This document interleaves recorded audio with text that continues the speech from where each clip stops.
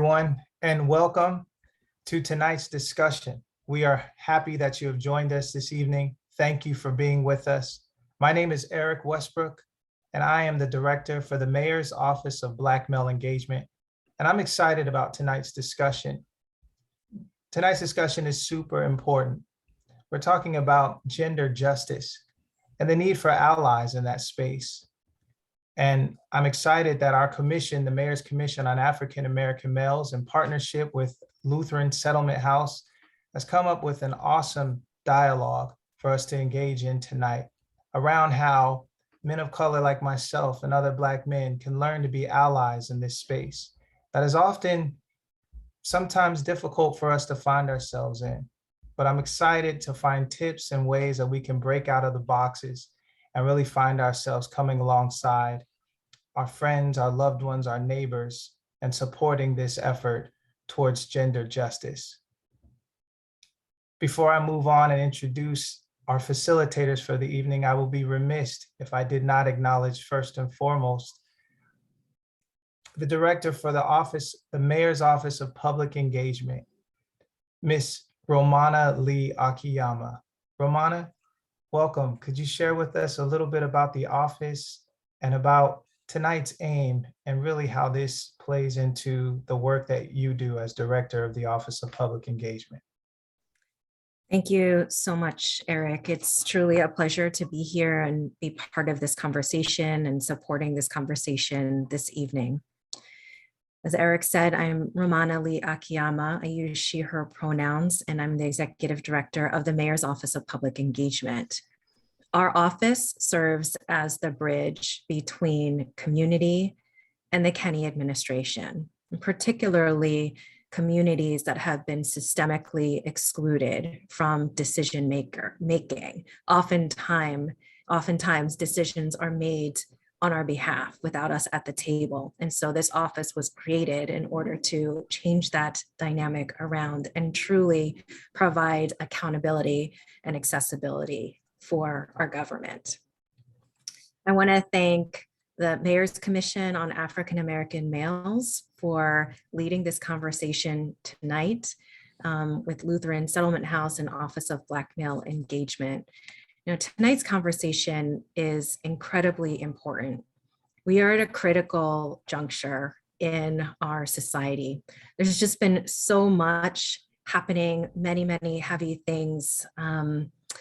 And most recently, as it pertains to tonight's conversation, the recent leak from the Supreme Court about the potential rollback that we anticipate on women's rights. Potential rollbacks on LGBTQ communities' rights.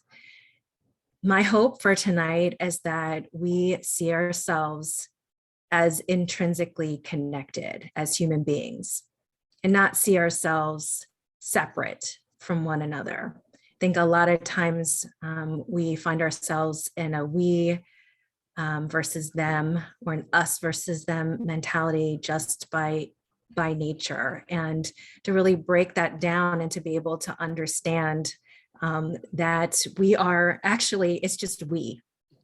There is not a we versus them. It's just we are all together.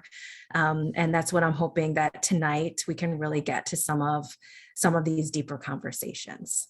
So I'll hand it back over to Eric. Thank you all. Thank you so much, Romana. I appreciate that. Beautiful words and such a powerful introduction again to tonight's discussion. Well, before we get started, I'm excited to introduce our facilitators for the evening. I have the pleasure of introducing both Eric Marsh and Toby Frazier. I'm going to read a little bit about our facilitators this evening. So first, we'll start with none other than Mr. Eric Marsh Sr. He is the chair of the Mayor's Commission on African American Males.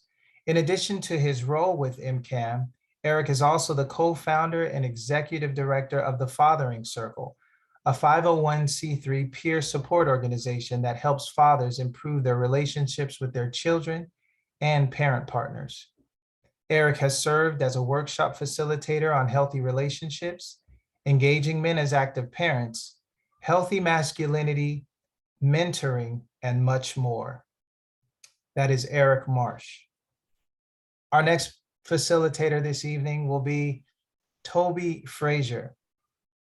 Toby Frazier, with pronouns he, him, is the manager for community education at Lutheran Settlement House, a survivor support agency in Philadelphia. He comes to this work through nonviolent direct action-based activism and has been a part of the movement to end gender-based violence since losing a friend in 2008.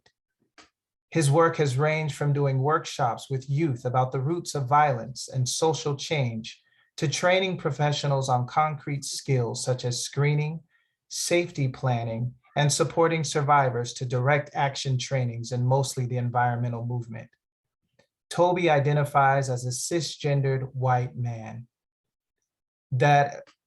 Please welcome our two facilitators for the evening, both Eric Marsh and Toby Frazier. Thank you so much, Eric. Eric W. in this case, because we've got quite a few Erics on tonight. First, I want to thank you, the Office of Black Male Engagement, Eric Westbrook and Octavius Blount, for the work that they do in collaboration and working with the Mayor's Commission on African American Males. I also want to thank Romana from the Office of Public Engagement for all of her support and the work that we do in terms of reaching out to the community. This conversation is something that has been a long time coming, and considering the state that we are looking at right now with things that are in the news, felt as though that this was important to raise. So first, I want to again welcome those of you who are here as guests and panelists. I also want to welcome those of you who are watching this online. But we also want to extend a welcome to people of all genders who identify as women, men, trans, gender, queer, or others. We also want to extend to people of African descent, Black, African American, Asian descent, Arab descent, European descent, those who identify as Hispanic, Latinx, people indigenous to this land, and people of mixed multiple descents. Toby? Yeah, thanks, Eric. I just want to keep the welcome vibes going and welcome in a few more ways of being that might show up with us here tonight. And just to make it really explicit that however you're arriving is welcome here. It's welcome in the conversation, whether that's in the chat or out loud as you're able. However you're feeling right now, bring that in as well, so that the anger and the hurt and the pain that can come with looking at some of the ways that we're forced to cut off parts of ourselves to fit within a narrow definition of what it is to be a good man, for instance, or others. The joy of being in a space of so many who are talking about making a change to this and finding ways to become allies and take action together. The curiosity, the expertise, whatever's here with you, that's very much welcome. Bring it in as you're able and as you feel comfortable and confident with it. We also want to welcome all the different parts of our city that might be here with us tonight. So I know I'm here zooming in from West Philly. I know some other folks are probably with me here in West, but would just like to invite participation as we go along, whether it's in the chat or otherwise. And now's a great moment for it. So whether you're on the panel or you're watching in the Zoom, feel free to drop it in the chat. Where are you zooming in from? Who else can we welcome in? What other parts of Philadelphia or beyond are here with us tonight? Thank you, Toby. I also want to acknowledge this as a solemn day. You know, we did not expect to be facing the things in the news that we're facing currently. So we also want to welcome those of you who are either directly impacted or indirectly impacted by the things that we've seen in the news with the recent shootings in Texas, the recent shootings that have happened in Buffalo, and with today being the second anniversary of the murder of George Floyd. Many of you may be wondering why we chose today to have this conversation. And the reality is that this is all interrelated. We recognize that the violence that is occurring in our community is often a result of the oppression of both systemic and individual that occurs. And so we want to welcome those of you who are feeling that in your body and carrying the weight of this solemn day and the recent incidents that have impacted our country. As we move into this conversation discussing men as allies, we have to acknowledge the violence that is acted out and acted upon both men and other identified folks in this community, and recognize that this conversation is actually an effort to bridge that gap and to stem some of that violence. It starts in a myriad of different places, but tonight we want to start with the conversation around men as allies. And so I want to now pass it to our panelists to make sure that our panelists introduce themselves, share a little bit about their work and what brings them here tonight. So I want to actually start with my good brother, Gabe Bryant from Engaging Males of Color. Gabe, please introduce yourself. Sure. Thank you, Eric, and thank you, everybody, for allowing us to have this very important conversation. My name is Gabriel Bryant. I'm the Community Engagement Equity Manager at the Department of Behavioral Health and Intellectual Disability Services, or DBHIDS. I lead our initiative at DBHIDS called EMOC, EMOC, which stands for Engaging Males of Color. It's an initiative designed to promote mental health and wellness for men and boys of color in Philadelphia. Thank you. Up next is my good brother, Brother Rob Carter from the Men's Center for Growth and Change. Brother Rob, please introduce yourself. I'd like to say good evening to everyone, and I'm really glad that I was asked to be here. Yeah, I mean, I come to this conversation as a grandfather, a father, a resident, a lifelong resident of Philadelphia, and currently the co-director of the Men's Center for Growth and Change. And we primarily work with men. We also work with women around issues of domestic abuse and domestic violence. We also have a small contract with the city of Philadelphia. We work with people who may have assault issues, simple assault issues. So I'm working with people who are often not too happy to see me, but hopefully as we engage, we come to a meeting of the minds and hearts, because I actually believe you can support someone in holding them accountable for their behavior, and at the same time, still have deep and warm feelings for them and the change that if they desire to do so, I'm there to support them in doing it. Thank you for having me. No, thank you for that. We appreciate that. Next, I want to go to Eric Larson. Eric is the Executive Director of the Office of LGBT Affairs with the City of Philadelphia. Eric, please introduce yourself. Thank you, Eric Marsh. I appreciate the opportunity to be here. Just a quick point of clarity, I'm actually the Deputy Director of LGBT Affairs for the City of Philadelphia. I would be remiss not to acknowledge the excellent leadership of our office in Selena Morrison, but she was unable to be here tonight. But I'm so appreciative to be here and participate in this really important conversation. And I'm very appreciative of the intentionality behind the organization of this event to include an LGBTQ perspective, because I think that's really at the core of what we're talking about, you know, how these issues impact and touch communities far beyond, you know, what I think we have been conditioned to think of, you know, a certain box in one way or another. So I really appreciate the focus on including lots of voices in this conversation. And I'm so happy to be here tonight. So thank you very much. Well, Eric Larson, thank you. And I want to apologize to both you and Selena for giving you that undue promotion at the moment, but hopefully it'll happen soon. So thanks very much. Yeah, and last but not least, I want to introduce my dear friend, Jovita Hill. Jovita Hill is the Executive Director of the Mayor's Commission on Women's Affairs. And forgive me if I get that wrong, you can correct me, but I believe it's Executive Director of the Women's Commission. Jovita, please introduce yourself and save me from my own tongue. Eric, and yes, thank you. You are my friend. And I'm very happy to be here tonight, and really happy in the other ways that we work together around social justice issues. And yes, I am the Executive Director of the Philadelphia Commission for Women. And here's the distinction between the Mayor's Commission and the Philadelphia Commission for Women. The mayor appoints all of the commissioners for the Mayor's Commission. But on our commission, Each of 17 council members get to appoint a person, and the mayor gets to appoint 10 people. So that's why we are the Philadelphia Commission rather than the Mayor's Commission. But to say all that, I'm also the executive director of the Mayor's Office of Engagement for Women. So 2 titles, 2 offices, 1 salary, I tell people all.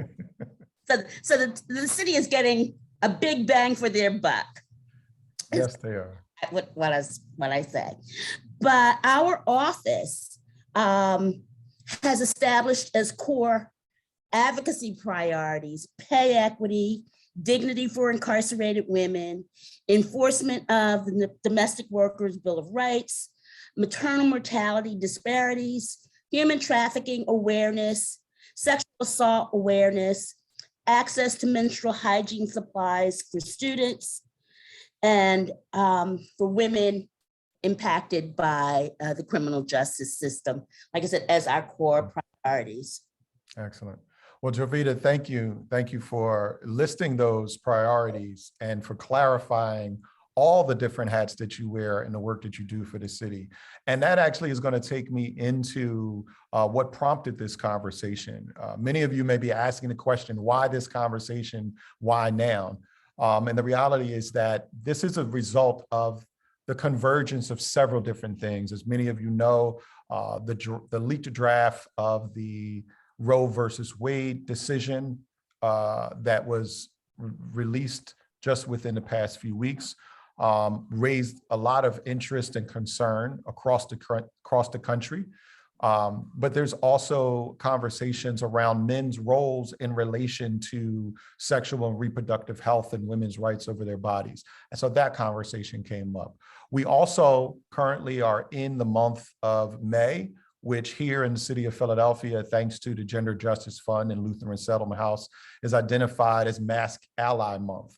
It is a time for awareness to be raised and activity to be done, generating interest on the part of cisgender men and masculine identified folks to be allies to both women's rights, LGBTQ affairs, and gender justice issues. And so part of that is those things added to the impetus behind this conversation. But also more importantly, again, my sister Jovita and I have had a conversation about the outcry for women and female identified folks, LGBTQ folks, to hear the voices of men, particularly cisgender men, and in this case, particularly African-American men, to stand up and show themselves as allies in this case. And so that's what brings us here tonight. We carry into this conversation all of the weight and all of the other things that I've mentioned and that are currently in the news and as areas of concern for us. But we do this in an effort to build bridges, which is another reason why there's representation here from multiple commissions. The Mayor's Commission on African-American Males has established cooperation and collaboration for this coming year between the different commissions. And that's the reason why we have the various commissions represented. So on that note, I just wanted to kind of lay the groundwork and understanding of what brought us here, and understand the objective is to really make a safe space for men to share not only their reasons for being allies, but what are some of the reasons that we may be hesitant or may be afraid to step into that role, or may feel like that it's not our place to step into that role for those of us that feel like it's a woman's issue or LGBTQ identified folks issues. So that's the groundwork, right? We're gonna all take a breath. That was a very long series of introductions. Make sure that everybody is on the same page, that we're here before we jump into the round of questions. All right, everybody good? Mm-hmm. So my first question to the panelists is, can you please quickly kind of define for you, what is gender justice? What is this thing we're talking about tonight? How would you define gender justice? And I think I want to go with Eric Westbrook first. Yeah, thanks, Eric. Eric Marsh. So gender justice to me, because that I know I can't wait to hear all the definitions tonight, but that I'm going first, I believe gender justice is the idea of ensuring that all folks are protected equally and their rights are preserved, and that we are fighting to ensure that all folks are heard and respected and valued and elevated and ultimately in our journey towards equity.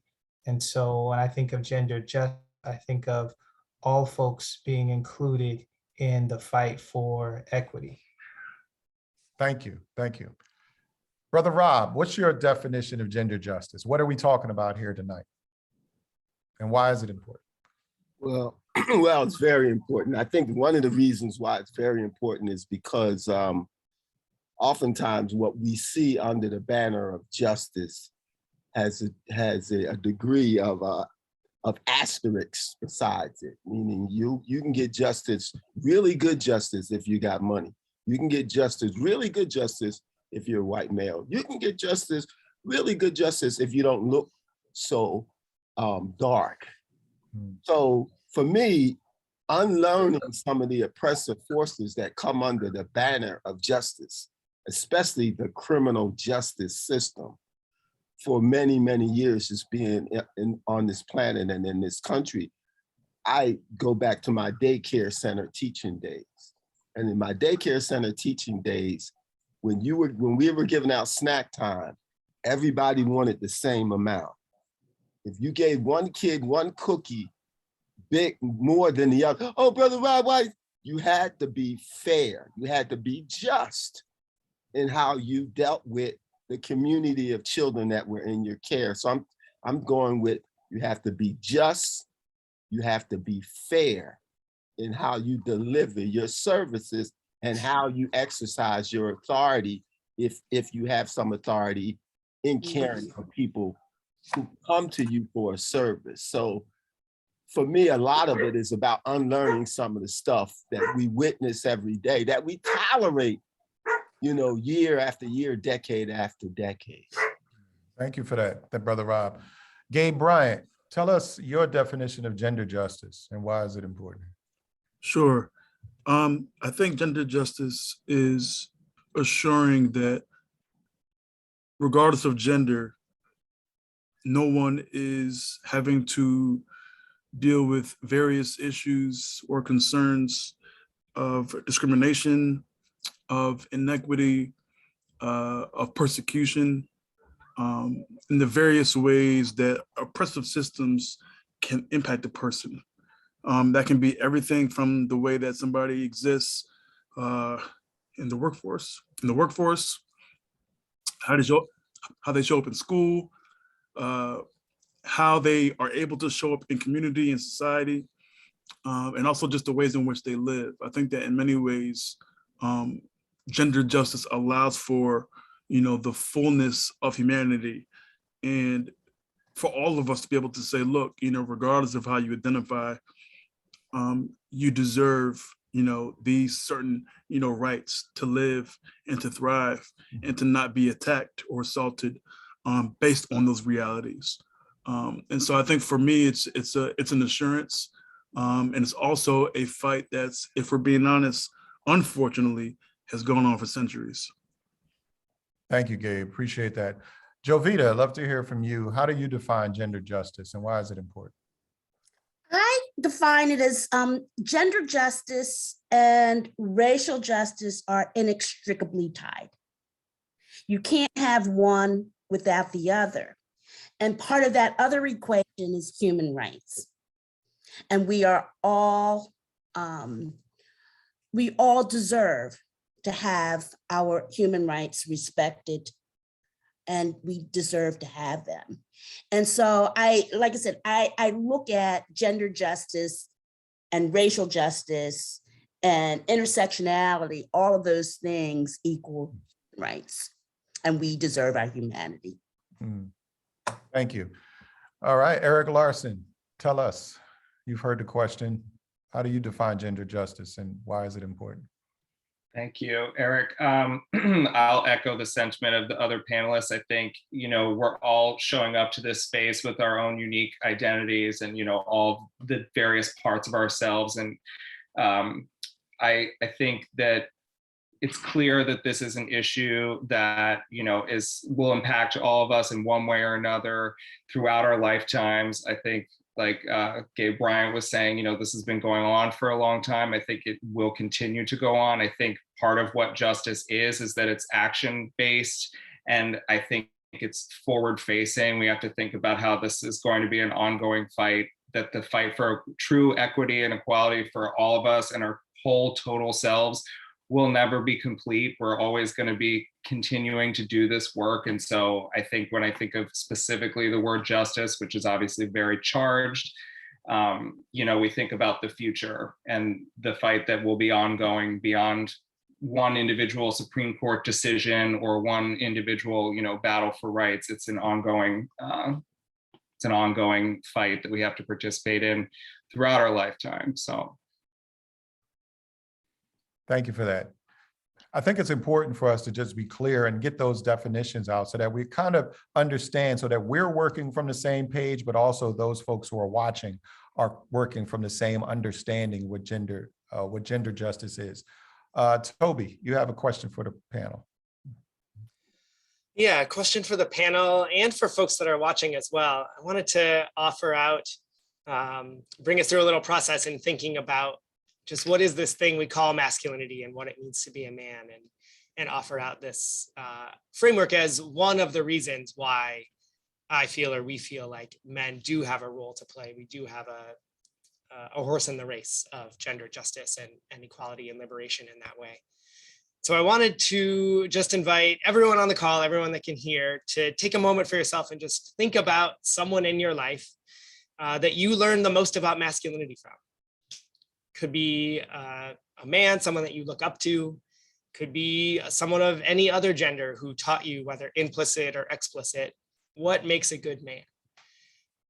And I would love to, just give you a second to think for yourself of who that is. And just to start us off, before we go into all the follow-up questions, to just get some names out in the mix. So again, whether it's in the chat from participants, folks who are able to watch, or out loud from the panelists, just give us a shout out. Who are you thinking of when you think about someone who had this big impact on your life? Someone who taught you a lot about masculinity? Just looking for some names to get them here in the room with us. I would say Robert Edwin Carter Sr., my father. Awesome. Thanks for that. And I see you in the chat, or Earl Koger. Mm-hmm. Who else? I would say James Royster, who's my grandfather. I would say Eric Charles Westbrook Sr., my father. And for me, it would be my father and my husband. I'd also want to Of 41 years. Congrats on that. Yeah. I'd also have to shout out my pastor, Vincent Stevens. Yeah. Okay. I'll mix it up a little and shout out my partner. Her name is Kim. I think she's taught me a lot about what it means to be a good man. Gabe, was that you coming in? Yeah, I was just gonna say I would say my mom actually in that process. Awesome. Great, and feel free again, if you're just here watching, you're welcome to jump in there. Seeing y'all in the chat there, getting some names in. Awesome. We hear lots of fathers and husbands and wives and moms, and brothers and uncles, and all the people, right? It's all around us, which is incredible, can be incredible, to have all of these different models of what it is to be a man surrounding us and sometimes staring us right in the face. And I'm curious, what are those things that you were taught of what it means to be a good man?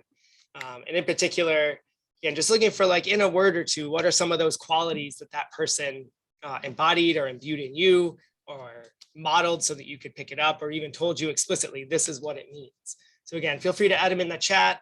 Panelists, Brother Rob, if you don't mind starting us off again, jumping in there. I would use the word kumba, which is Kiswahili for creativity. My father was a jazz musician, so I saw, masculinity in a lot of different ways when the band would come over and you have different guys expressing their music, but also expressing their style and their way of interacting with one another. So I'd say creativity, interactions. Awesome. I see Yeah, in the Jovita. chat, we have pride, firm handshake, confidence, eye contact, and be yourself. Incredible. Awesome. And Jovita, was that you unmuted? Yeah. Go back to, my first words. To be a good man is the same as being a good woman. Mm. Be or a good person, however you identify, Yeah. good human being. As long as you're being a good human being, you're being a good man. Can I ask for an example of what does it look like to be a good human? What's this person, this man, this woman, this anyone doing that lets you know, like, yeah, that's them? Respect, that they respect. It's about, I guess the way to explain that, and Eric, you know to cut me off if I go too long. But it's that respect that makes the person on the receiving end being the best human being that they can be.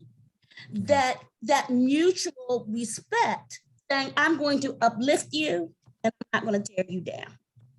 And I think that crosses all gender identities. That's great. Yeah, that's awesome. Thank you, Ms. Jovita. Thank you. And I see some others popping in the chat for folks that can't see it. We've got selflessness, kindness, conviction, confidence, respect for others, caring for others, giving people a place to be creative. I see love coming in. And Gabe, I think I saw you on mute as well. I was just going to say, Toby, I love this question because whenever I presented it as well in sessions with, boys, girls, young people, we tend to get a lot of these same answers, which are actually the traits of good adults. Right. But we tend to not actually hone in on, so what specifically is it about manhood then that's the separator, right? What is it? Because everything that we've already outlined today, I think are the characteristics of good adults, which is really something that Jovita kind of hit on a little bit. So I'd love to maybe explore that a bit more if we can. Oh, we're definitely going to get into that. Yeah. Don't bury the lead, as they say. Any other thoughts?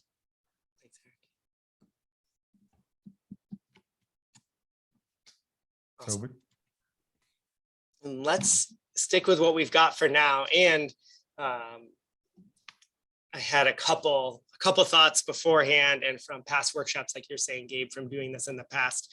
So I kept some of those on this slide that I'm about to share, but also captured a bunch of, maybe not quite all of, but a lot of what was just shared of what it is to be a good man. And this is what our list looks like. So let me make this a little bit bigger so folks can see it, hopefully bigger. And Brother Rob, catch me with the spelling on Kumba if I got it wrong. Kuumba. You're muted though. I think it's Kuumba. Great. And so, yeah, I just want to invite folks to take a look at this, take a peek. And so we've already got this noticing going on of some of these are ways to just be a good person. Some of them maybe aren't so great. And I wonder if there's, just to check and make sure, is there anything that folks disagree with, of whether it's good man or just in general, right? If we break it out from that of, these are some of the messages that we get, that I got as a young boy, of this is what it means to be a man. Anyone want to push back on, disagree with something that you see in here just now? Octavius in the chat put capable of violence. Disagree with capable of, is that something you disagree with, Octavius? Great question. Yeah, as a black man, you can say that that's the first word that people think of for a black man when you say capable of violence. Like, yes, I have 2 black belts, but I'm very quiet and not a lot of people know that. Right. So yes, I'm capable, but I don't want someone to associate that with men in general, because now there's a difference between protection and violence. There's a bunch of fathers on here, and you can say, I'm protecting my family. Mhm. Violence is a very different word and more harsh word. Yep. Yeah, definitely that. I appreciate you bringing it in and also helping to highlight that I turned a corner without really saying, hey, we're turning a little bit of a corner here, to move from, some of these models that we've had of what it means to be a man and more into like, what are some of the societal messages that we get, good or bad, agree with or disagree with, as something that we want to live up to.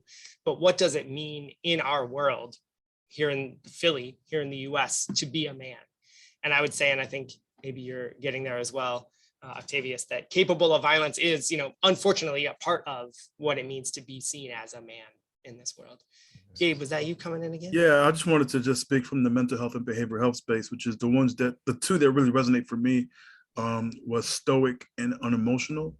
Not saying whether or not I agree or disagree, but I recognize that just from the confines of this man box, as you're demonstrating, I think that those are two of the ones that I know I definitely and certainly saw in the men in my life, my loving dad, my loving uncles, sort of this stoicism, and always having to remain, cool, calm, collected at all times, which I think I carried over as well into my adult life. But I also wonder how healthy it's been at times as well.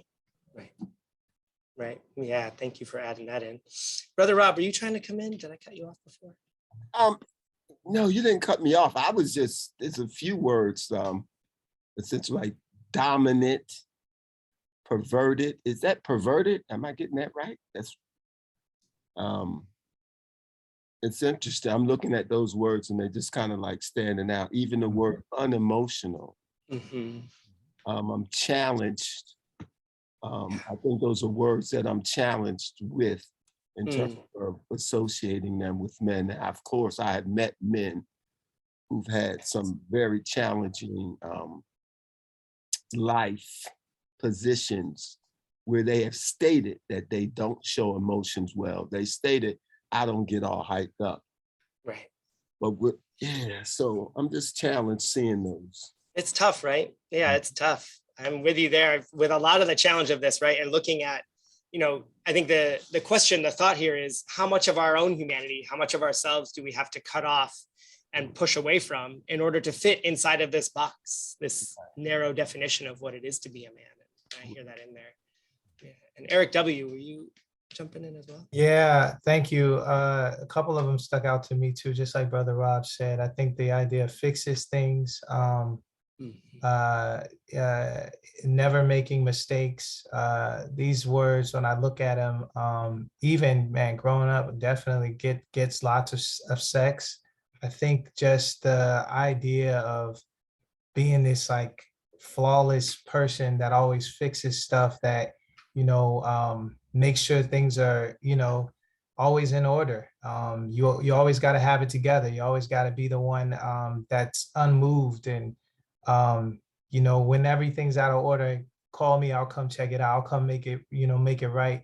And I think the pressure of even the role that sex has played, like within masculinity, and is just toxic. I mean, man, it's just terrible. But this idea that and I mentor young guys now, and that's such a pressure for so many to not feel like a man or even close to, if you're not is super sexually active. And definitely things that I heard from my circle growing up. Yeah, very much so. Thank you for sharing that. Yeah.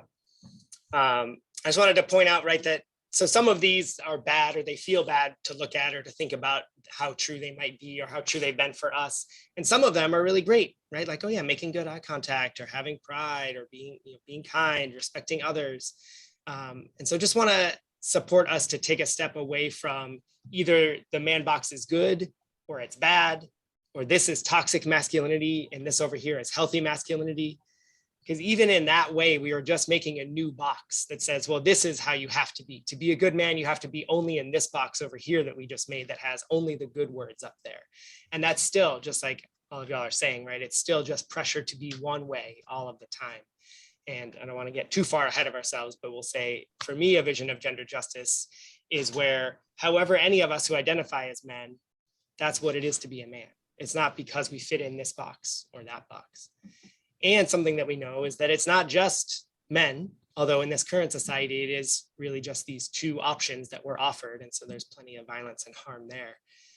And so we have, again, this is from a different workshop, but it seems like if we took the time to really dive into all of these words and do something similar, we would end up in a pretty similar space. So feel free, as always, in the chat or out loud to chime in there. But something that I noticed, again, so if you disagree or have thoughts, bring those in. But something I noticed when looking at the woman box in particular is that there's so many contradictions that it feels impossible to be, two things at the same time. And so I want to just invite in Ms. Jovita, if you had any thoughts or feelings that you wanted to share about this woman box. And you're muted, but we can't wait to hear it. I'm looking at that box and I'm having a hard time identifying with any of these. Okay, and so you're saying this is the woman box, but the woman box. Yes, ma'am. For what woman? I don't know women like this. Yeah. If you're calling this the woman, where did this come from? Right. And I think I need, in terms of transparency here, I was raised by a single father. Interesting. I have 6 sisters. Mm-hmm. And I was a middle child, 3 older, 3 younger. And I don't recognize any of these for any of my friends or any of, maybe teacher. Okay, teacher. Yeah. Passive, submissive. Right. We're caring and nurturing, but I don't know where this list came from. I don't identify with this list. That's great. Yeah. I could say, just to answer the question directly, this came from a workshop a few weeks ago as part of Mask Ally Month. So it was a very mixed identity group of people talking about, again, not what I have learned is the right answer, but what they saw in society as this is how we categorize what it is to be a woman, apparently. And I would say the same thing that I said about what it is to be a human being. Yep. That respects one another and lifts people up. And so That's right. I think what it means to be a good woman is the same thing that I would say of what it is to be a good man. Yep. Yeah, I love that. Yeah, thank you. Something else that really sticks out to me anyway, and let me go back up to the man box, at least for tonight, is the ways that, a lot of these stereotypes, what it actually is saying, this is how you're supposed to be a straight white man. And people of other identities, other orientations, other ways of being in the world, this is even farther from fitting for, or there's even ones that are totally different. And I'm wondering, Gabe, if you have any thoughts on the ways that this is currently not very racialized and what that looks like to add that layer of identity on.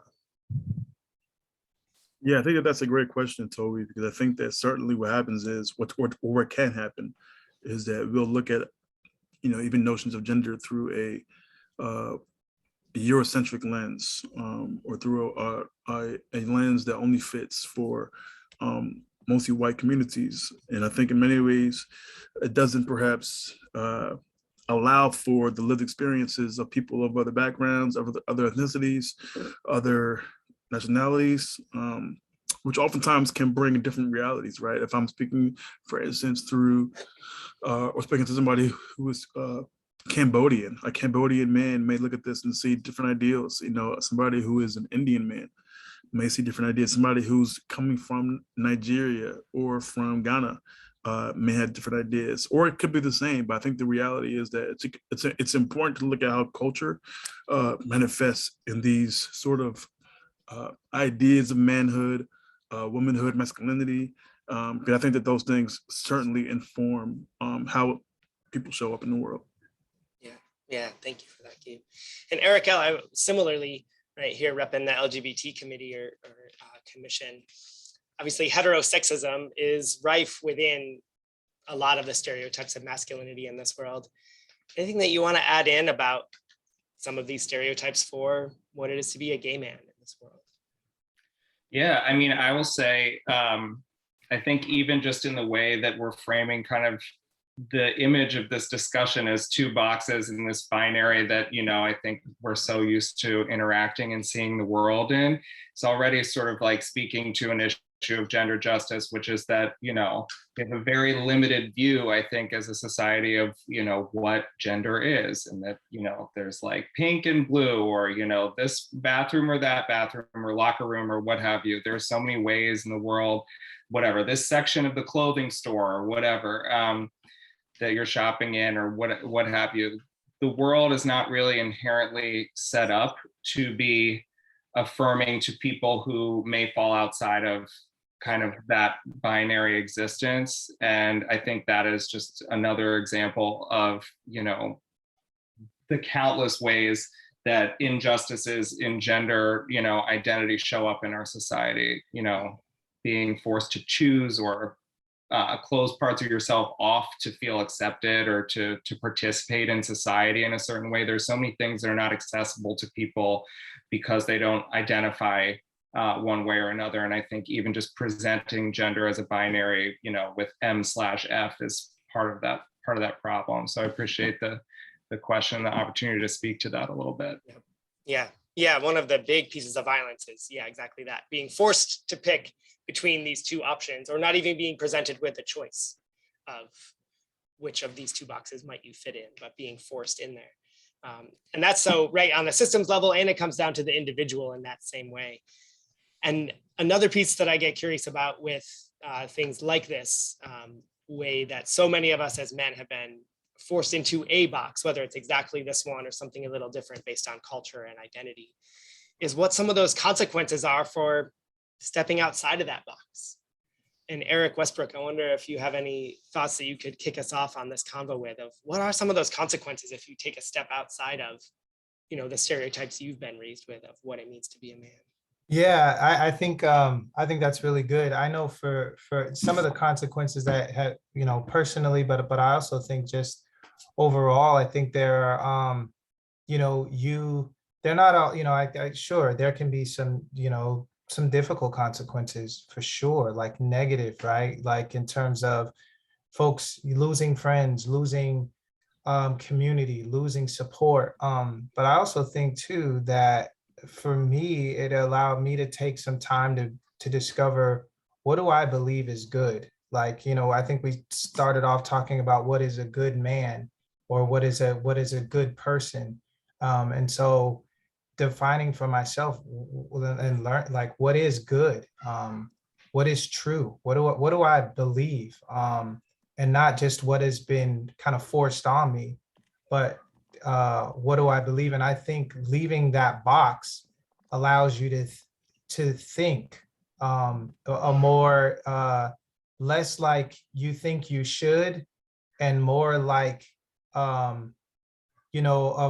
like beginning to define, like, okay, what things mean, who you are. And I think there are definitely the negative consequences, but then I also think there's some discovery that you can go on, and as you journey to kind of redefine and reset, instead of just accepting ideas of what has been kind of forced on you, stepping out of that and being able to think and join with others who are thinking critically, who are sharing these experiences and their even their trauma with being in that box or not being in the box, and never fitting in a box and having to wrestle with that. And so I think when you find you're in some type of box, beginning to leave that and beginning to define what is good. There's a cost, but I think there are great benefits as well. That's beautiful. Thank you for that. Yeah. Other thoughts on whether it's the cost or, I love this potential for positive, but these consequences of, choosing to take a step outside of these boxes. I have something I want to add, but I want to make sure that we hear from the other panelists before I share. Anyone else? Any other consequences? Brother Rob, it looks like you were reaching for the mute button, but almost made it. For me, in working with a lot of youth who've been living in oppressed situations or situations where they've experienced some interpersonal violence or community violence, one of the consequences is fear that you'll be victimized. If you're not hard enough.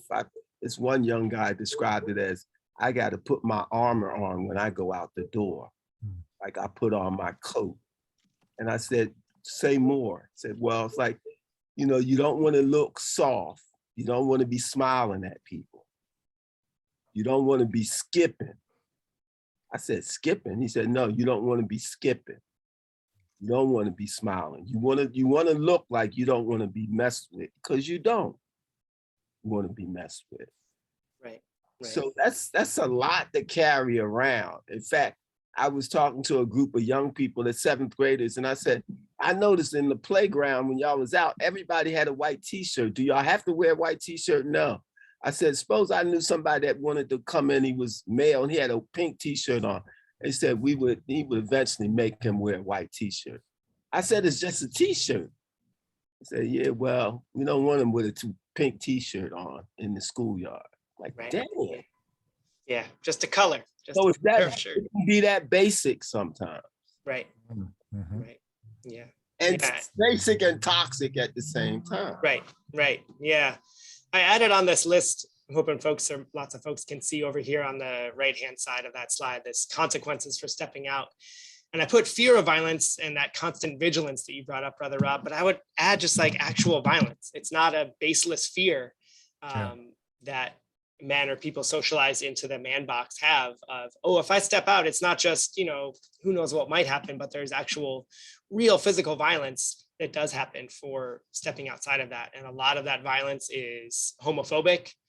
A lot of that violence is very sexist, right? Using words and I'll just leave it there. Using a lot of language about that's very anti-woman as a get back in that box or else, right? You'll be seen as this less than, this other. Because really what this is doing is setting up the system that we live in of male supremacy. Yes. But Eric, you have some thoughts, so let me. Well, no, Toby, I think you're leading in that direction. And I wanted to go back to just use the starting point that Eric Westbrook left us in terms of this sense of pressure on us to fit within this box, and we use our own agency to decide, no, we're not going to live within this box. But the reality is that we exist in a system, in a society that enacts actual violence against anyone who doesn't fit within these various boxes that in some kind of way society has deemed this is how you're supposed to behave, whether it's only wearing a white t-shirt versus a pink t-shirt, or boys don't cry, right? Or whatever expression of masculinity or femininity on that spectrum that you want to express. The problem is that this system, this box affects all of us. So as we're getting closer, hopefully you can kind of understand, we're making the argument, and I don't want to give it away too soon, but I think folks have figured out, right? The reason why men need to be allies in relation to these issues is because we as men are also suffering under this same system that we oppress women, LGBTQ, non-binary identified folks, right? This is a system that can't continue on its the way that it exists currently. And the reason why I alluded to, or we spoke about in the beginning, the issues of violence that we're seeing in our community, is that violence is the chosen and often preferred way in our society to try to either keep people in line to fit within this box, or to express difficult feelings and emotions when we encounter others who don't fit within that box, right? One of the things that I wanted to make the audience aware of is anyone who's been keeping track of this information knows that these last few years, particularly 2021, was the most violent year on record for Black trans women. Why is that? Why is it that this is an experience that this community is having, right? It's rooted in this box that there's an expectation in terms of how we are supposed to show up and how we expect others to show up in relation to this shared perspective. So I wanted to just, again, maybe shift the conversation to understanding this and thinking about not only these reasons and what the repercussions are, but what are some other thoughts on what keeps men from being allies, right? And there's this overwhelming arch of violence in order to keep folks in line. Think about what it's like to be a child on the playground, that you might be a boy wanting to skip rope or any expression that falls outside of that. What are some of the repercussions that you've seen in society? And what are your thoughts on the things that are keeping men from stepping up and actually stepping out of that fear of violence? And this will go to, I want to start with, let's start with Eric L. Eric, what do you think are some of the reasons that keep men and masculine identified folks from being allies? Well, first of all, Eric M., I will say I appreciate you calling out the really epidemic of violence against trans people and specifically Black trans women. I think it's really important that we are always kind of uplifting that as for the real and serious issue that it is, especially when we're having conversations about gender justice. I mean, we've been touched by it year after year here in Philly specifically, but all over the country and all over the world, really. So it is important to call out that that is really like a systemic issue that is touching every corner of the globe and communities all over the world. So I appreciate you elevating that. But I think I'll say that you're right to recognize that, you know, there are so many things that keep people kind of in line with this. I think fear of violence, fear of retribution and speaking out about these issues is really strong, and it's instilled in people, exactly like we've said, from a really young age when you're on the playground. You know, I mean, if you want to whatever jump rope or whatever, play hopscotch, something like stuff. I remember being a little like feminine boy and getting scolded for, you know, the way I moved about the world and interacted with people or the tone of my voice. I still today, this afternoon in City Hall, picked up a phone call from a constituent who started cussing me out because of the way my voice sounded to them on the phone. It happens literally every day, you know, in this world. So I think that there's a real fear for people to call out these issues. And so I think that having conversations like this in rooms like this, where there's such intention and focus on uplifting and bringing other people's perspectives in, the more that folks can understand that like these issues affect everybody. There is no corner or community or, you know, part of identity that isn't impacted by gender justice. The more that people can understand that like we're all in this together and no one is off the hook from, you know, participating and breaking this down. So I really appreciate just the opportunity to talk about this. And I think it's really clear that you've all been so intentional about really bringing other voices into this conversation. I'm so appreciative of it. So thank you. Excellent. Jovita, did you have something you wanted to add? Yeah, I guess what I wanted to add is the historical relationship between violence and oppression. And that historical relationship, at least in this country, has to do, the underlying cause is generally racism. And we got to talk about that because violence, oppression, racism, it's violence against Black trans women, violence against Asian women, domestic violence, all of this power and control, oppression, connecting the dots is painful. Mhm.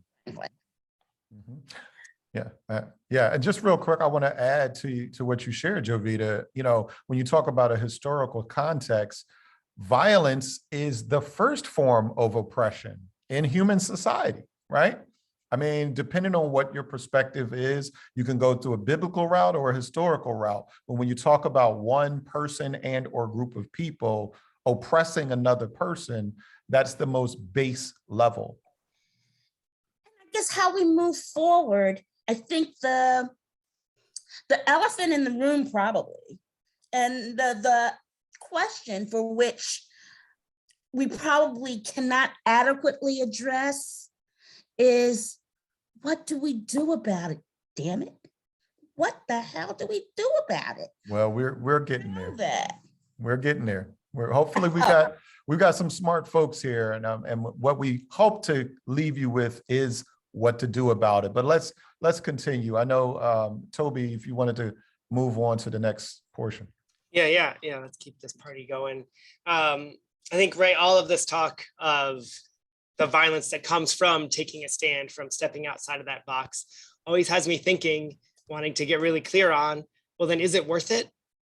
Right? Why bother stepping outside of that box?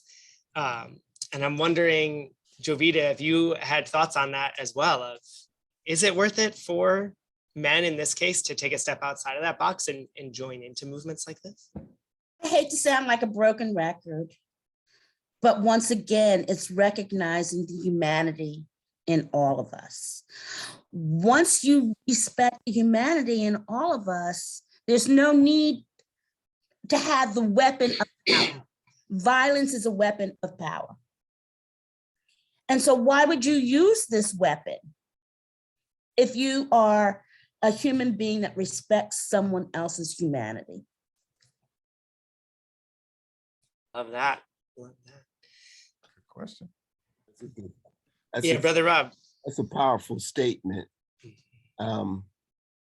Yeah, there's a lot of correlations for me between domestic abuse, domestic violence, and how things are handled class-wise and racially. Of controlling the area, controlling the people, controlling the resources, controlling how you depict certain people.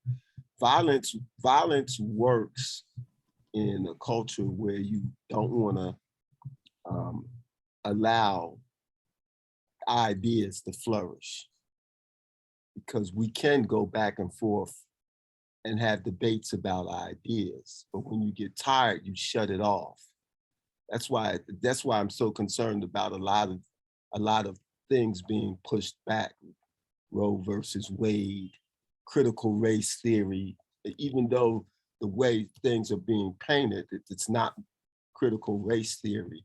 But people say, you know what? We just won't have it. We'll just stop it. We'll just shut it down. We'll just forcibly at school board meetings, people are fighting people. Yeah. People are saying, okay, you can't teach about the different gender expressions until, what is it, 6th grade at some states? That's like, that doesn't even make sense, really. Mm-hmm.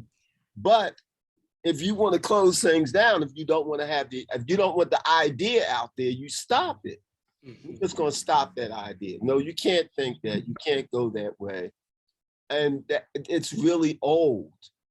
But violence does work, unfortunately. Mm. People can shut you down. So it's really clear. The challenge for me often is how you help someone connect to the humanity of the other person. Yeah. Like, okay, so if someone can truly relate to, okay, you're hurting somebody. You're actually hurting someone you care about. Yeah. Do you get that? In wanting your way, you're literally crushing somebody. So the challenge is if the person getting that and really wanting to do something about it and seeing your humanity. That's the interesting piece about it, because some of this involves people shutting themselves off and thinking that you're worth them viewing you. Well, Brother Rob, I want to ask, I'm going to take this back to you and ask you this question, but then go to Gabe Bryant. But yes, you highlighted all of those examples where society is being more and more regressive, right? And taking steps back and closing off their thinking. But the reality is we've got a whole panel of people who are actually doing the work and pushing in the opposite direction, including yourself. So how is it possible that you were able to do this work? Why bother when we think about why men should be involved in gender justice, right? We do know that men are doing this work, like yourself and like many others on this panel. So what was it that made you capable of making that transition, stepping outside of the man box and helping others step outside of it? It principles, kind of connecting to some principles. I listened to Dr. Malana Karanga speak one day, and he was talking about this ancient book, and he paraphrased and it said, the greatest good is the good that is most shared. So once I heard that, I was like, wow. So if it's good for you to eat, why can't she eat? Why does she have to starve? It's good for you to have a home. Why can't this person have a home? If it's really good, why aren't we sharing more of it? So for me, it's always worth the fight.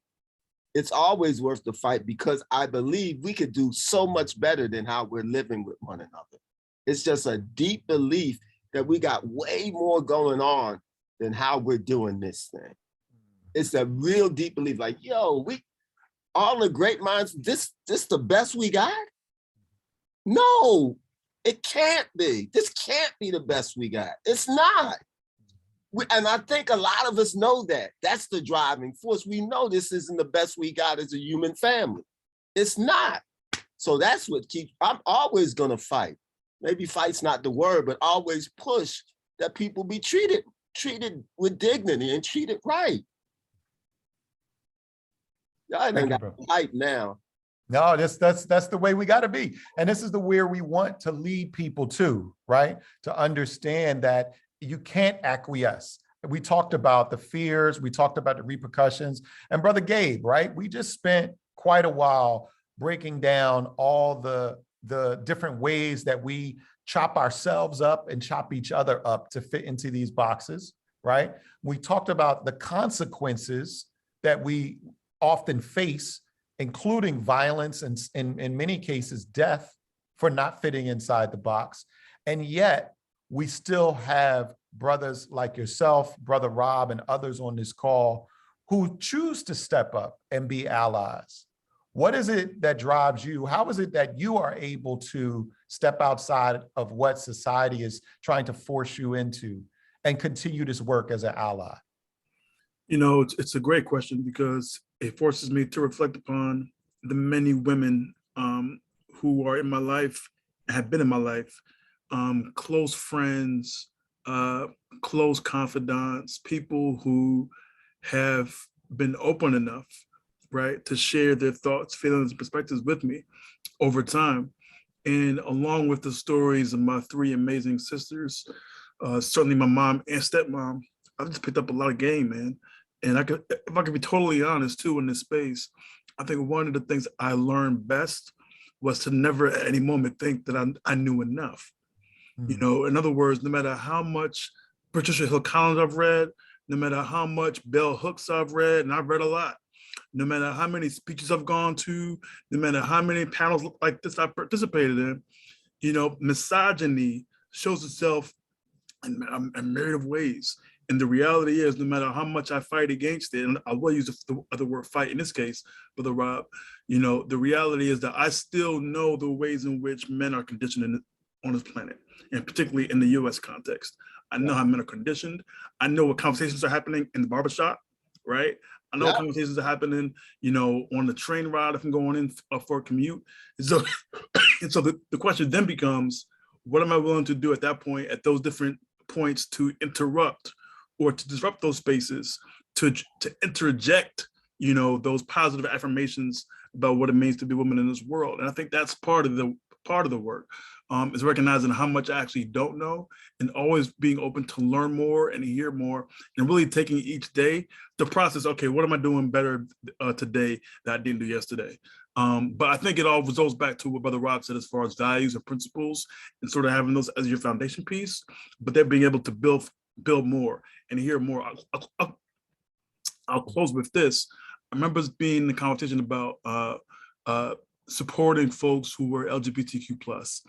And a brother raised his hand and said, well, I don't quite understand what it means to be, I think he said non-binary, right? And I said, well, have you ever talked to somebody who's non-binary? No.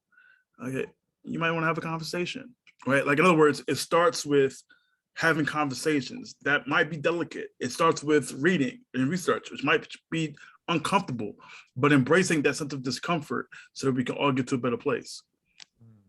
Gabe, you just made me think of another reason why men may be hesitant to be allies, and that is fear of offending the people that you want to support, right? We go through this a lot in our society in terms of how do you even have the language? Where do you learn the language, right? And so your point about picking up a book and reading and or having a conversation, and that's part of the reason why we wanted to start this conversation here as the Mayor's Commission on African-American Males and Lutheran Settlement House, to be able to help people have a baseline, a place to start. One of the last questions I want to ask the panelists is, what is the one thing that you wish someone had told you when you were getting involved with this fight to be an ally, or this struggle to be an ally? And this is actually for anybody. What is the one thing that you wish you knew in advance or someone had told you about this struggle before you got started, whether it's a resource or a skill or a tip or a word of warning? Because this isn't easy work, right? I would say, I'll open it up. I'll talk about the impact of mansplaining. There's a thing about, once you think that you know everything, there's this phenomena, brothers. You want to explain away everything with all sorts of conviction and strength, and all the words, the language, the jargon, all the definitions, the meanings, right? I see Eric point to himself, Eric, and that is, right? That was something I wish somebody would say, hey, bro, I'm gonna need you to pull my coat back, all right? And recognize what you're doing, how you're taking up space, right? And recognize, when to step back and allow others to step up. I think that was a big journey for me, particularly on the early side, because I was being hit with all this information and my whole paradigm had shifted, but I still didn't recognize my power and my privilege in these spaces. And so that was a real good learning place and being able to kind of navigate that better. I love the question. Yes. For me, I remember when I was interviewed by my mentor and friend, Paul Bukovic, who started Project Rap and Menergy years ago, and interviewed the do groups with men. And he said, one of his questions was, have you ever hit a woman? I was offended. I was like, damn, I just want to work here, man. Why is this personal? I'm like, I don't, and what I believe a big part of what he meant is that this gets in us. It gets inside. You're not like the savior trying to save people. You got to work. It's an inside out job to do this thing. I didn't realize. It's like one day I was doing a group and this guy was describing something. And I thought in my young days of marriage, how I was so keen on us being vegetarian, us not watching TV, us being revolutionary. I got rid of the TV. It wasn't mine. It was my wife's. I got rid of the meat out of the freezer. It wasn't mine. I didn't buy it. And when this guy was talking in group, I said, shit. Oh, I'm sorry. I said, man. I was like, dang. I did that, but I was all righteous, saying, okay, this is the way we got to do this. We Black, we got to run this. I was like, wow. So I wish somebody had told me, homeboy, this ain't outside, it's inside. If you male, you raise male, it's inside.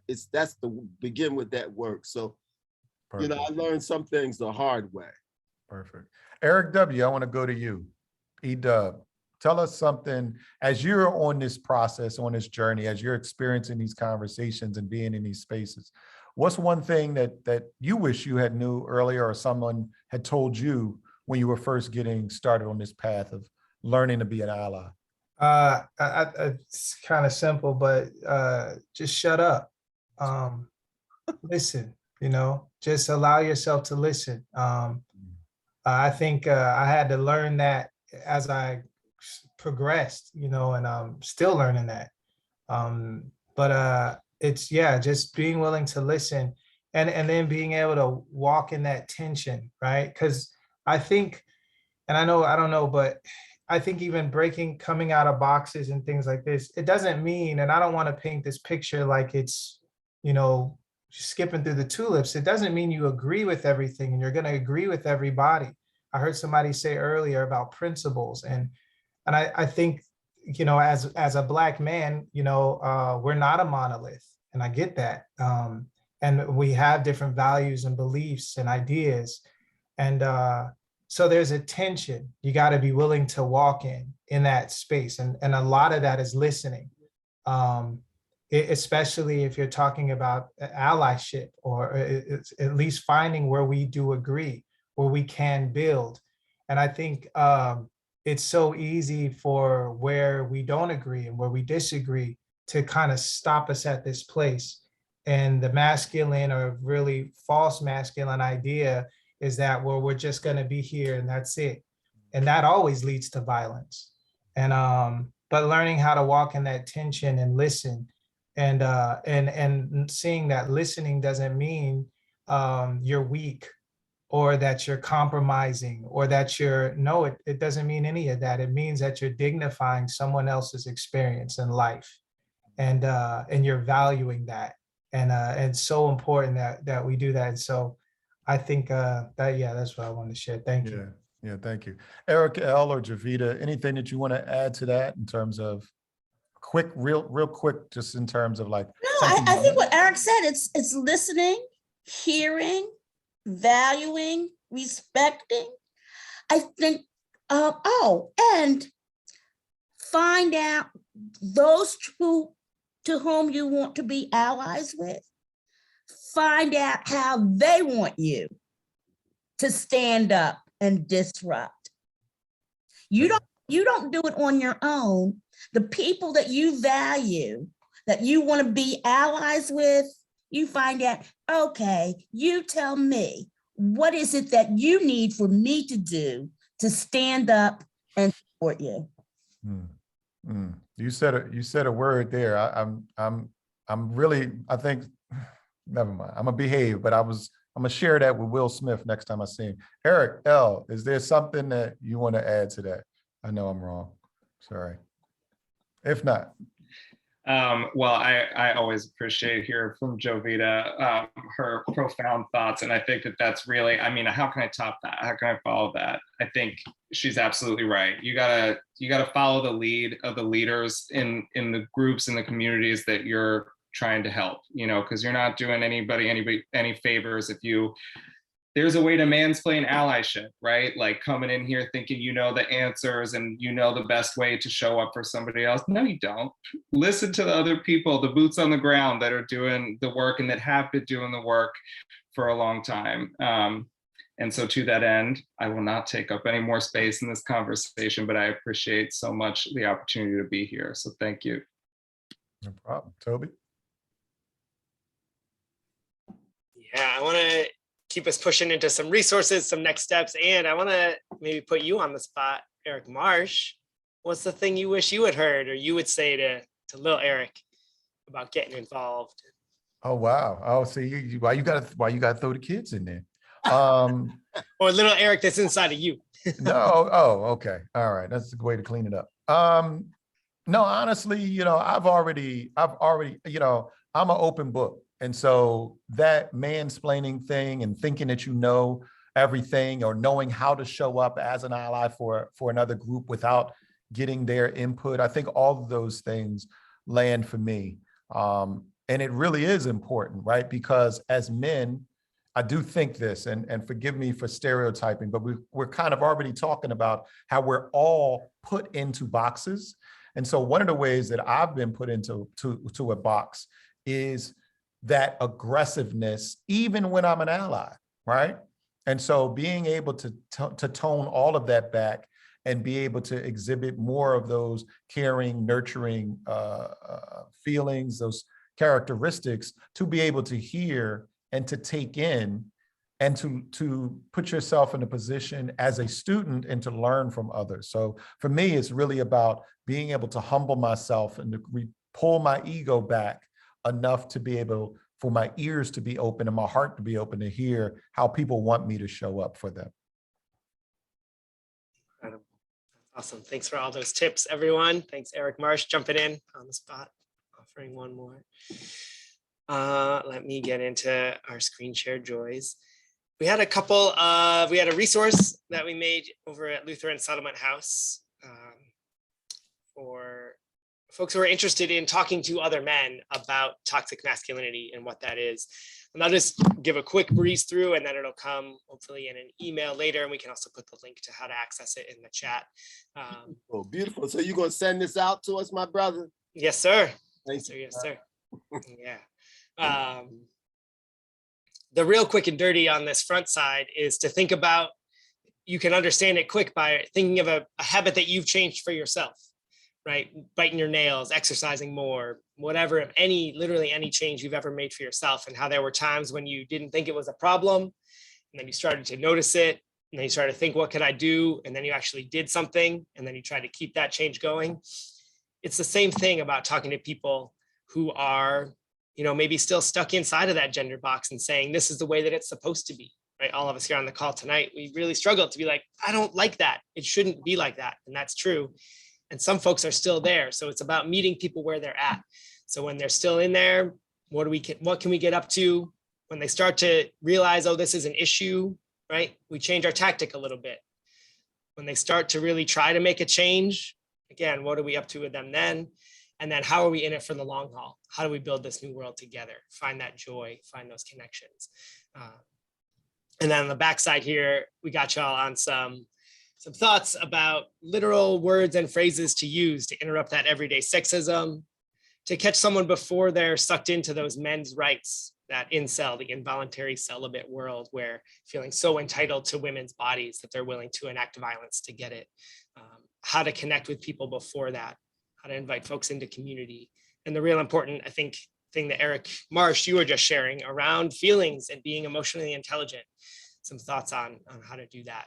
And then a few love notes from our group, the Masculinity Action Project, about how we're all in it together. So again, we'll share this out. There'll be more time to go into it. And then I said one other list of things to share, and then we'll check in with other folks on the panel here.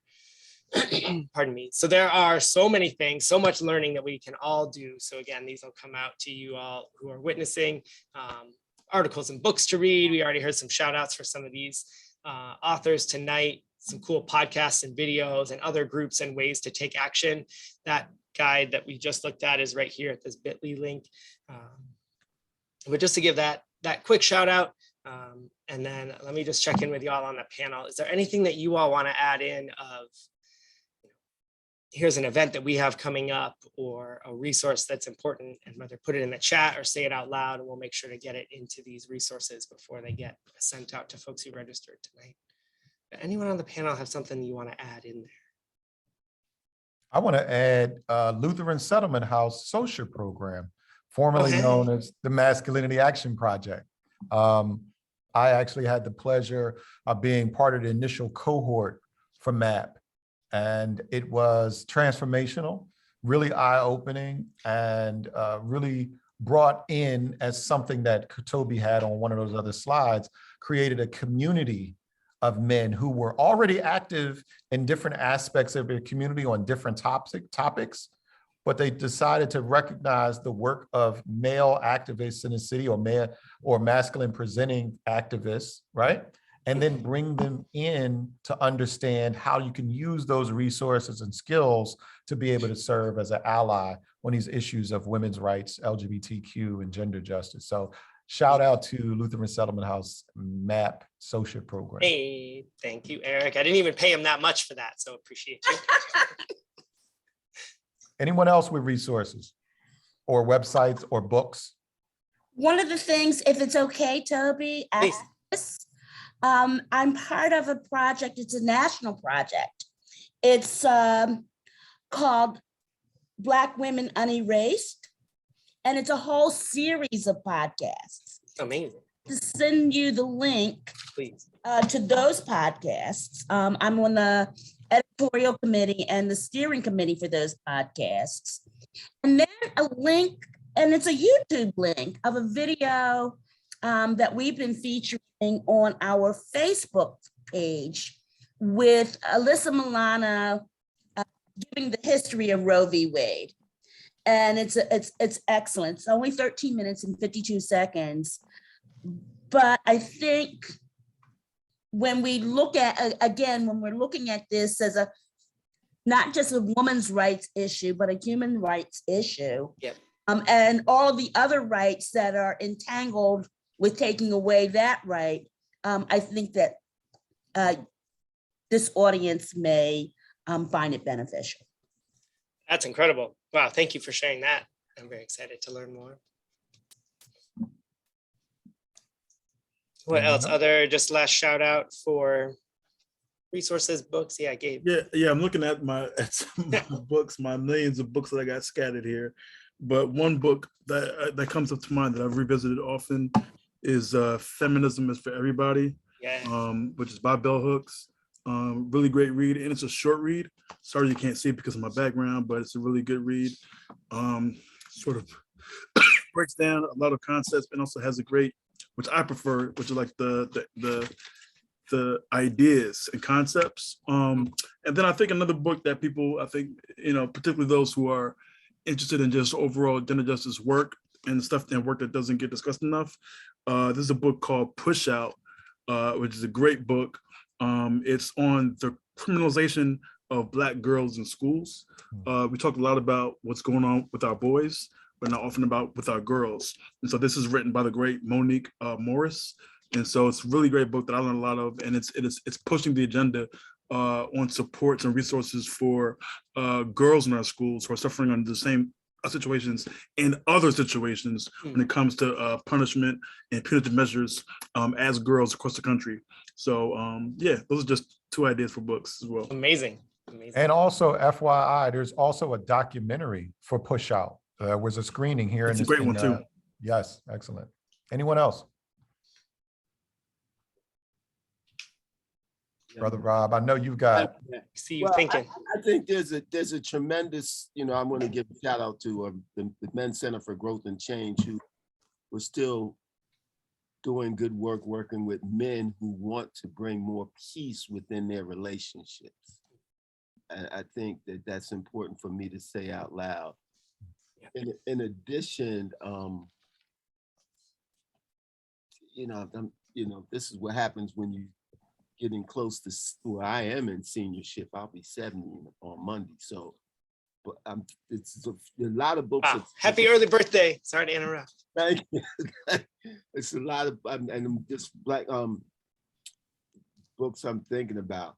One, of course, the Paul Kivel stuff. I think Paul Kivel has a lot of stuff. You guys, that Samuel Katz, or Jackson Katz, maybe I'm messing up his name. You got it. Jackson Katz, you nailed it. Jackson Katz, yeah, it's a lot of stuff that's out. I think it's important, but I also think it's important, and I think many of us know people that could benefit from just some warm advice and a touch of the hand. And, and to be really specific, just you can lighten up a little bit in the world. Yep. We all know somebody like that who could just use, yo, man, why don't you just, you can lighten up a little bit. Everything isn't a fight. And what we're dealing with now, I think there's a lot of people who are suffering with the toxicity of just being in this violent, prone society on so many levels, psychologically. So I'm saying, person to person, be mindful that your gentleness matters to each and every person you meet, especially to yourself. There it is. Brother Rob coming through with the consistency. The problem's not just out there, it's in here, but also the resources aren't just out there, they're in here. We can all be that resource for ourselves and others. So thank you for that. I Eric miss Westbrook, Toby. Yeah. I miss you, man. I didn't realize how much I miss you right now that I hear you. it's been a minute, right? It's been a minute. Yeah, I don't have any more books to recommend just because I think this list and what everybody has already said is awesome. But I will just echo that one of the things that's just been on my heart since we've been talking about it is like talk to people, meet new people, especially right now where we're so virtual. That's not just as easy as it once was pre-COVID, right? Like you have to be super intentional to talk to people, to meet new people. You have to be intentional. And so I would just really encourage folks to talk to folks, get out there. I remember one thing that I've done just to show folks that I was willing to learn was, and eventually, and it doesn't work with everybody, but sometimes I took a note and pad and just go and listen and let people share, share their experiences. If you're looking to be supportive, go listen and learn and grow and be available. I think in this land of being busy now that we're able to do Zoom stuff, 7, 8 meetings a day because it's so easy, so much easier. It's really refreshing to just meet people and talk and not always have a whole agenda, but just to listen and to grow. And so I would really, I would really say, I had just a great conversation with a gentleman yesterday on my way walking to get lunch. He had his 2 sons outside and, just talking about him being a father. He had 2 beautiful children outside, just hanging out. It was a beautiful day. And just talking and getting to know him and his experience and what it's like raising sons. And, I think it's so easy to forget that there are other people in this world. We're talking to them, you look at them all the time, but when we think about other people, you think about, people, their value, their experience, their life, their heartbeat, their smell, their sense of who they, all of that matters. And so I really encourage us all to, as the weather is breaking, wear your mask, wear a couple of them if you got to, but for real, but meet people. Don't be afraid to step out and meet new people. That's awesome. Coming back to humanity, right? I just wanted to offer as my version of the closing a quick poem, and then I'll kick it back to you, Eric, to round us out. So big appreciation to everyone and everyone who's still here with us. I know we're a couple minutes late. Where'd it go? There it is. So this is a poem called Spirit of Revolt by someone named Diggs. And they write, I do not believe in right and wrong, in a morality of deservedness. There is too much violence possible in that. I prefer instead to orient in a spirit of revolt toward love and ways which break the boxes that doctrines have put us in. Here's to breaking boxes and everyone being deserving. And Eric, I'll send it to you. Thank you, Toby, and thank you for sharing that. And also thank you to everyone who's stayed with us through this conversation and to the group of panelists here. As I shared from the beginning, I think that this is the start of a great series of collaborations and ways that we can break down those boxes, as it was mentioned earlier. The final thoughts that I have with all of you in relation to this, and I'm specifically thinking about and speaking to the men who have never considered being allies, or the men who may be out here perpetrating some of the harm that we're talking about reducing. I'm urging all of you to really think about how we check in with ourselves. As Brother Rob said many times, we really have to start within ourselves and start internal. And if we're able to start internal, we start to recognize that often the root of a lot of that violence is from the violence that was acted upon us, the violence that we perpetrate on ourselves by forcing ourselves into a box that wasn't meant for us. Many times we as children are taught, shaped, and sometimes even forced into these roles that were never meant for us. And it's not until something drastic happens that we really get a chance in a sense to examine ourselves. So I would urge everyone that's watching this conversation, that's listening to this, and that's interested in doing better and doing less harm, to start with yourself, check in with yourself, center yourself, and then go out and be a force of good to others. So on that note, I want to thank all of you for being here. I want to extend the thanks to the Office of Black Male Engagement, Eric and Westbrook, and Octavius Blount for supporting the work of the Mayor's Commission on African American Males. I want to thank Romana Akiyama for joining us from the Office of Public Engagement, as well as our other guests here. Really appreciate you all. And again, follow along. Eric, if you have any words, Romana, feel free. And on that note, I'll wrap it up and pass it to you. Thank you.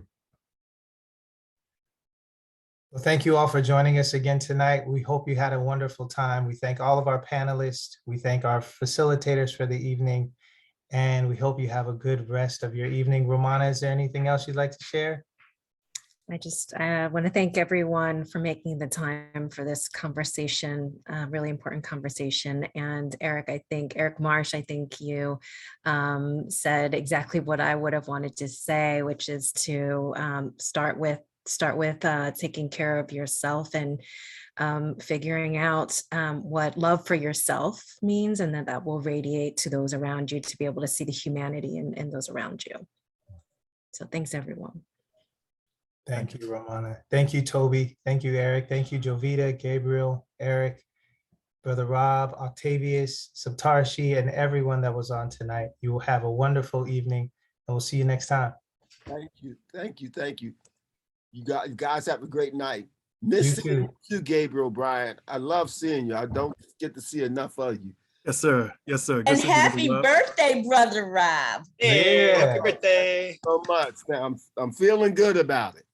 Excellent. Happy birthday to Let's go, Eric. you. It's good. It's good. It's good to go home. Beats the alternative. Love y'all. There you go. Yes. Take care. All Good right. night. Take care, man. Love you all. Have a Take great care, night. everyone. Peace and love.